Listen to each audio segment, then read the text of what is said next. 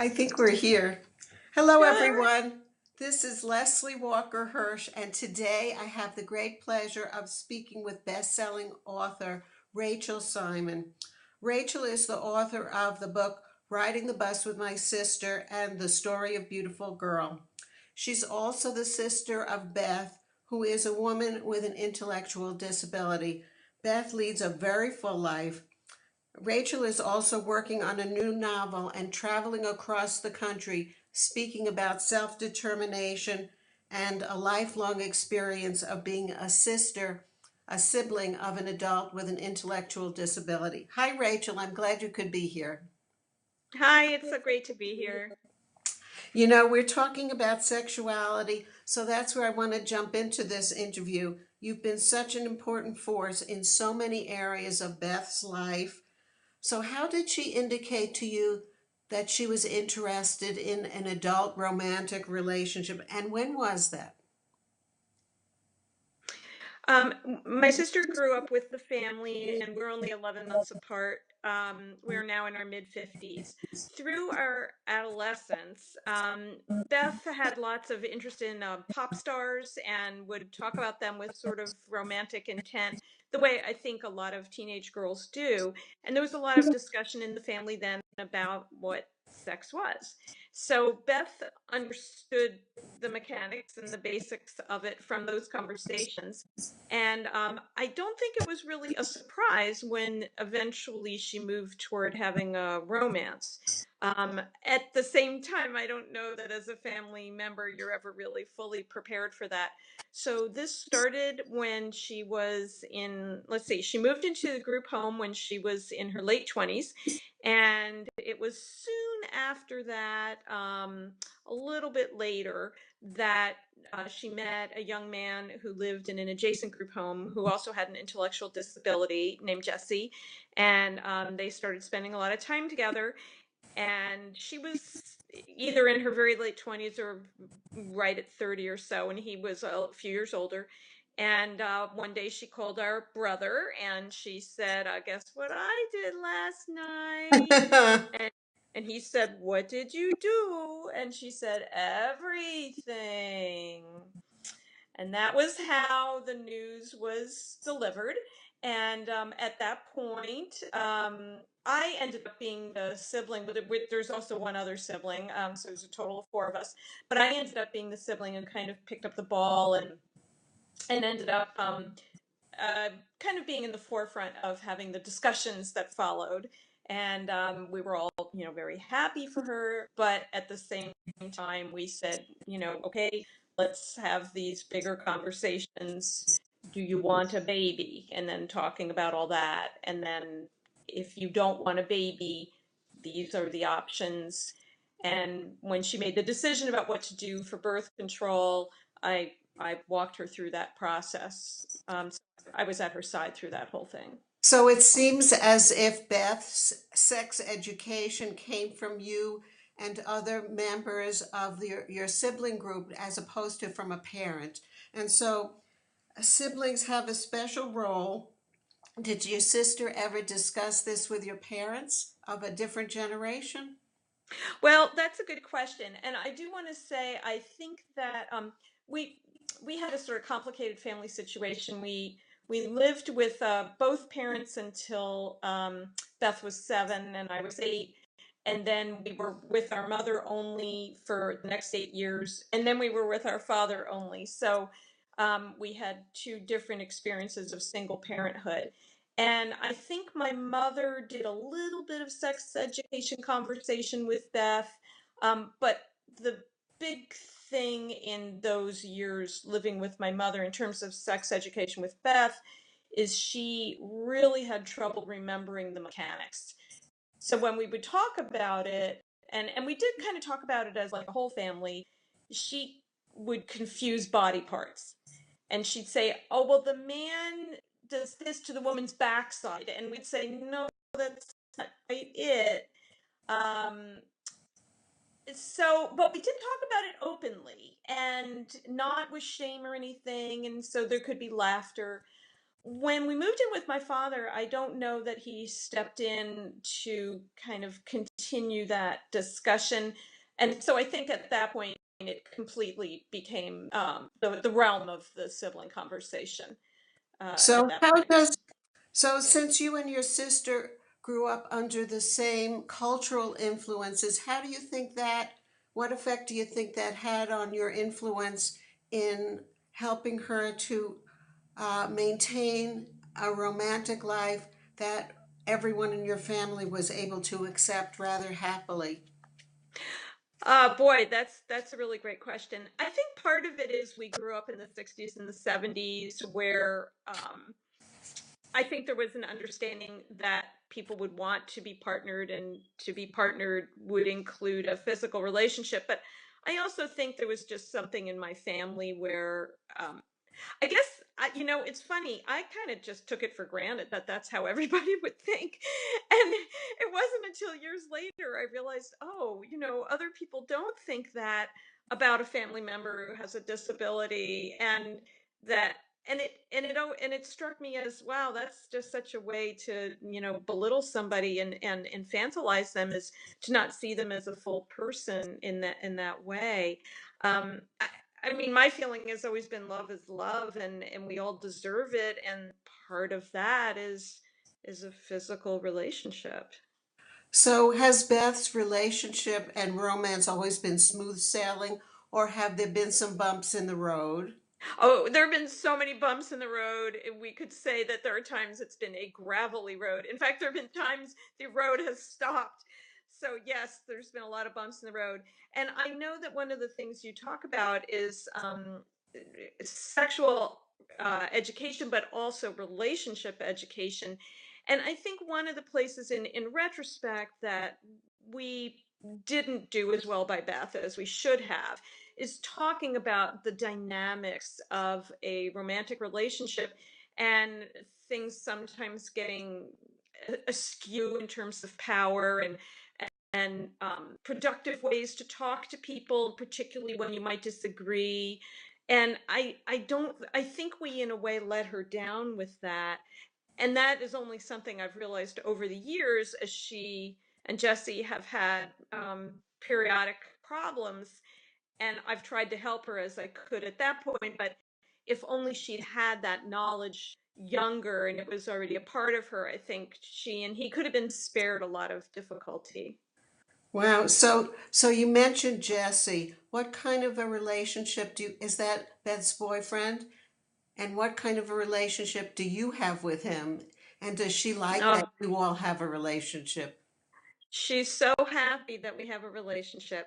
Now they've been together, with like I said, a couple breaks in the road since gosh,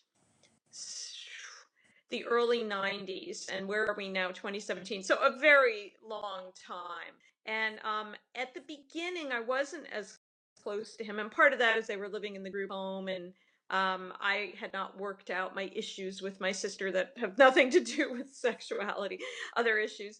And but years later, when she was living independently, or was supported independent living, as was he, and she started riding buses all the time, and I rode buses with her to kind of get to know her life better.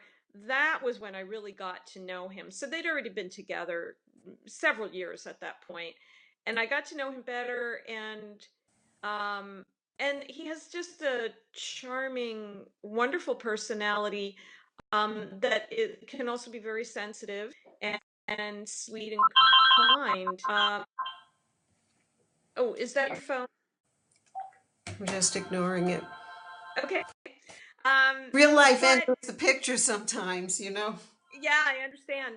But at the same time, he also has his own challenges with stuff that he goes through, and those issues that he had started to present some obstacles for not just them but also my relationship with him.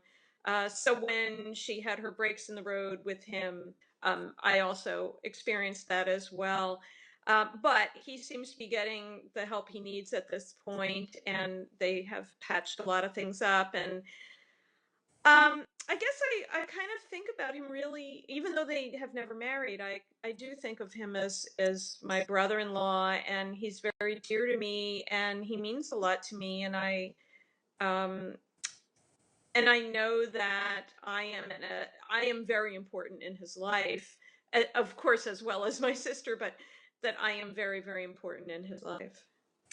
So how are you supportive of this aspect of your sister's life in addition to getting to know Jesse and appreciating his assets?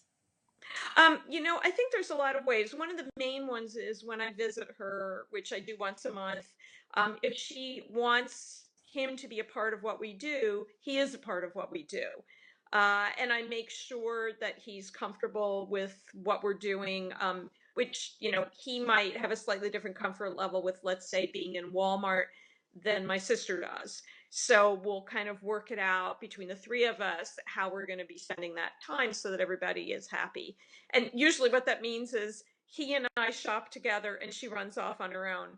And then during that time, because she operates on a very quick wavelength, and he and I are more kind of laid back, and so and that gives him the opportunity to talk with me about whatever's on his mind. And that's made us a lot closer, and given us kind of our own relationship. So that's one way. And another way is, um, my sister texts me a lot every day at this point, now that she's talked me into texting, and she'll talk about, oh, he's such a great kisser, and I love kissing him in the morning, because she'll go over to his place early in the morning, and I respond positively. I say, "Oh, that's nice," and tell him I say hi. I don't have to get into details about the kissing, but I'm supportive. I'm not judgmental. I don't pretend it's not happening. Um, and then I guess the third thing is when she has had anything she wants to talk with me about regarding their relationship, I'm available, and again, without judgment, and will listen to her and support and help, as best I can. So how do you think Beth's entry into the adult world of relationships has changed your relationship with each other? And how has it changed you? And how has it changed Beth? There's a loaded question for And you. really, I was gonna say, I could write a whole book on that. Um, Maybe next. yeah, right. Well, let me see if I can just pick one of that out. How has it changed me? Um, it's made me see her in a more adult way. Um, I don't think I was terribly given to minimizing my sister, and that whole thing of what's your sister's mental age, would always drive me up a wall because it seems so narrow. And I never thought of her as someone who was stuck in childhood or anything like that. Nonetheless, for her to have an ongoing partner, um, who is a part of my life, I think it just made me see her more as a woman. Um, and and also, I think as a result of that, more as a full sister, and not so much a sister where sometimes it's a bit of a lopsided, unbalanced relationship where I'm doing more of the support, um, and there is still that, and I don't want to say there's not that. There is still that. It's not like I turn to her for support; she turns to me for support. But it did make me see her in a much larger way, a fuller way. And also because he is so accepting of her in her totality as who she is, he could advise me when I was sometimes having struggles with her. And I remember once, and I say this in Riding the Bus, he said, "You gotta understand, Beth's mind is set like a clock, and no one is going to reset that clock." And that was like, yeah, it was pretty smart, pretty good. I think Beth has changed in that. I think it makes her feel really like she is a full adult, and some of her bus driver friends can talk to her about their romantic woes, and she's in the club. So, she That's just can what give I was advice to the thinking, in the club. Yep, yep. So, Rachel, after 24 years of supporting your sister and her relationships, what advice would you offer to other families whose child or sister is interested in having an adult romantic relationship?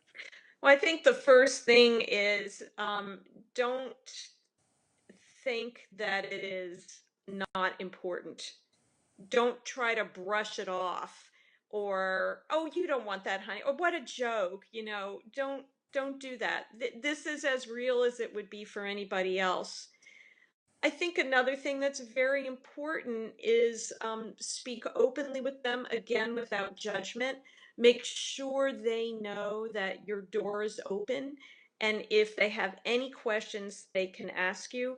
One of the differences I've seen with being a sibling from maybe a parent is my sister can ask me sexual questions. Mostly she doesn't, but she can, that she might be way too embarrassed to ask a parent, but she can ask me, and she knows I will respond.